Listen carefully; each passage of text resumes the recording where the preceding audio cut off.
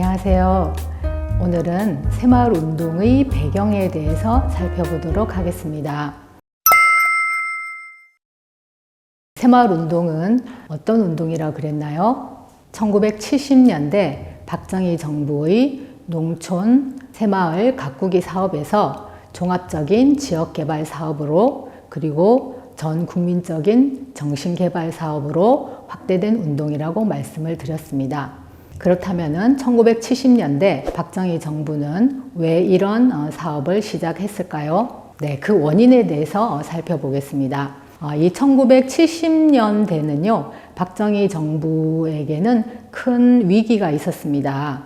일단 경제적인 측면에서 보자면요, 도시와 농촌 간의 격차가 대단히 커졌다라고 하는 문제입니다. 박정희 정부는 쿠데타 수립 이후에 경제개발 5개년 계획을 수립하였고요. 그 경제개발 5개년 계획은 대단히 성공적이었습니다. 그랬기 때문에 경제개발 5개년 계획으로 도시에서는 공장도 설립되고 많은 노동자들도 생겨났지만은요, 이런 경제개발 계획의 그 성과는 도시 중심으로 그 혜택이 돌아갔다라고 볼 수가 있습니다. 그런데 사실 우리나라는 농업국가였잖아요. 그러니까 1950년대까지만 하더라도 농촌이 도시보다 더 잘 살았다라고 보시면 됩니다. 왜냐하면 소득이 나오는 부분은 땅에서 농사를 지어서 소득이 나오기 때문에 부자다라고 이야기를 하면은 땅을 많이 가진 사람이 부자겠죠.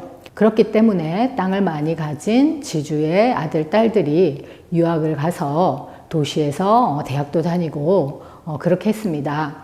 그리고 그들은 대학 졸업을 마치고 본인의 과업이 있는 바로 자신의 고향 마을로 돌아와서 농업을 경영하면서 자신의 미래를 꿈꿨죠. 그런데 1960년대 새로운 상황이 발생을 한 것입니다. 1960년대 경제개발 5개년 계획으로 공업이 발전하게 되니까 도시를 선택했던 친구들은 도시에서 취업을 해서 어떤 일정한 수입을 얻어서 성장하고 발전하지만은 농촌을 선택했던 사람들은 농촌은 도시보다 훨씬 더 지체되어 있었던 것이죠. 그렇기 때문에 농민들이 이 정부에 대해서 가지는 소외감, 그런 것들이 도농 격차에 대한 어떤 불만으로 농민들이 그런 감정을 느낄 수밖에 없었습니다. 즉, 농촌이 불만을 갖게 된다는 것이죠. 그런데 사실 그러한 것보다 더 중요한 것은 도시에서 공업이 발달한다 하더라도 우리는 물론 수출 주도의 공업화를 추진하지만은 수출만 해서 될 것이 아니라 그 공산품을 또 국내에서도 어느 정도 소비를 해야 되거든요. 그런데 많은 인구가 거주하고 있는 농민들이 가난하기 때문에 그 생산된 공산품들을 소비할 수가 없습니다. 그렇게 되면은 지속적으로 공업화를 추진하는 데서 걸림돌이 발생하게 되는 것이죠. 그러니까 얼마 전까지만 하더라도 이 도농 격차 문제는 중국의 공업화, 중국의 산업화 과정에서도 큰 문제로 제기됐던 부분입니다. 어떤 사회나 근대화 과정에서 공업, 근대화, 자본주의 이런 부분이 도시를 중심으로 발달하기 때문에요. 초기 근대화 과정에서 도농 격차는 어느 나라나 심각한 문제로 등장하게 됩니다. 그런 문제가 우리나라에 제기됐던 것이 바로 60년대 말 70년대 초라고 볼 수가 있습니다. 그러니까 어떠한 방식으로든지 박정희 정부는 도시뿐만이 아니라 공업뿐만이 아니라 농업에 대한 어떤 대안을 수립을 해야 됐습니다. 그런데 농업에 대해서 전방위적으로 지원을 하자면 또 공업에 돌아가야 될 어떤 자본금이 부족하기 때문에 최소한의 자본을 가지고 어떻게 하면은 농촌을 개발할 것이냐, 이런 부분이 박정희 정부의 어떤 중요한 고민의 지점이었다라고 볼 수가 있습니다. 네, 그리고 이제 또 하나의 문제는 정치적인 문제였습니다. 박정희 정부는 71년 대통령 선거와 국회의원 선거에서요, 상당히 고전을 면치 못했습니다. 왜 그러냐면요, 61년에 쿠데타에 성공한 이후에 박정희 쿠데타 정부는 집권을 하지 않겠다고 이야기를 했습니다. 그렇지만 결국은 군복을 벗고 민간인의 신분이 되어서 선거를 통해서 63년에 대통령에 당선이 됐습니다. 그리고 63년 그 경제개발의 계획이 성공적으로 추진되게 되면서 그로부터 4년 후에 치러졌던 1967년 대통령 선거에서 상당히 높은 득표를 했습니다. 그런데 문제는 대통령이 선거에 출마할 수 있는 기회는 헌법상 2번밖에 없었습니다. 2번 연속 대통령이 되었기 때문에 박정희 대통령은 이제 물러나야 되는 거죠.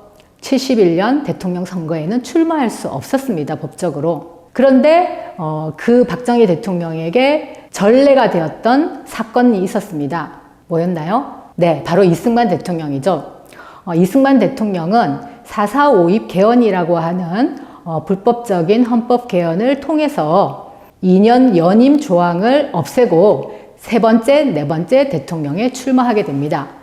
그것을 바로 박정희 대통령도 벤치마킹 한 거죠. 그렇게 해서 3선 개헌이라고 하는 개헌을 통과시키게 됩니다. 그런데 이 3선 개헌을 통과시키기 위해서는 국회의원 3분의 2의 동의를 얻어야 되는데요. 그 개헌선을 확보하기 위해서 67년 6.8 국회의원 선거를 부정선거로서 진행을 하게 됩니다. 이 6.8 부정선거는 많은 저항을 받았었고요. 그렇지만은 개헌선을 확보한 다음에 69년 3선 개헌을 통과시키게 되는데요. 역사적으로 볼 때 이 사건은 3선 개헌 반대 투쟁이라고 하는 저항운동을 낳았습니다. 이승만 정부가 이렇게 헌법을 고쳐서 집권을 연장해 갔던 그 경험의 결과로 4.19로 인해서 붕괴되었잖아요. 그런 그 전철을 박정희 대통령이 똑같이 밟아가고 있었기 때문에 이 박정희 집권의 어떤 연장에 대한 반감이 상당히 있었고요. 그것이 바로 71년 대통령 선거에서 김대중이라고 하는 새로운 인물에 대한 지지로 나타났습니다. 그래서 71년 대통령 선거는요, 김대중의 바람이 불었고요. 그 선거에서 박정희 정부는 근소한 차이로 대통령이 되었지만은요, 다음번 선거는 사실상 기대할 수가 없었습니다. 그랬기 때문에 72년 유신 헌법을 통해서 대통령 직선제 자체를 없애는 그런 과감한 헌법 수정을 하게 됩니다.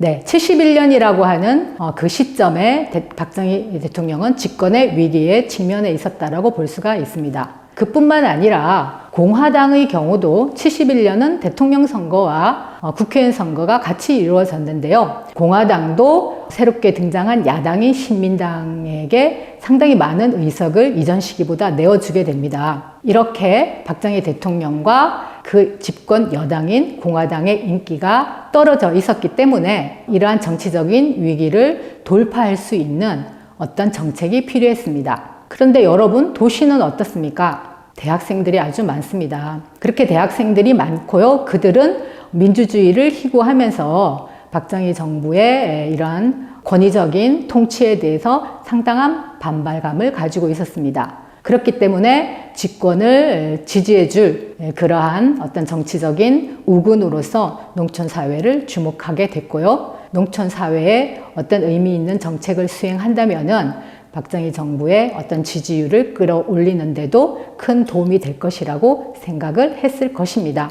즉, 박정희 정부가 종합적인 지역개발 정책, 그러한 농촌개발 정책, 국민정신 총동원 정책으로서 1972년 새마을운동을 추진해 나가는 데는 이와 같이 도농격차의 해소, 그리고 떨어진 지지율을 올리는 것, 이 두 가지 문제가 중요한 배경이 되었다고 볼 수가 있습니다. 네, 그렇다면은 농민들의 경우에는 어땠을까요? 박정희 정부 시기에 농민들은 새마을운동에 상당히 반발도 하지만은 긍정적으로 참여하는 모습을 보입니다. 그러나 농민들과 박정희 정부는 일치하면서도 다른 점이 있는 것이죠. 농촌을 근대화하고 개발하고 잘 살게 한다라고 하는 것은 양측 모두 원하는 바였습니다. 그러나 박정희 정부가 더 중요했던 것은 농촌이 근대화되고 잘 사는 것보다는 자신의 정치적인 위상을 높이는 문제, 정치적인 동기가 더 중요하게 작용을 했기 때문에요.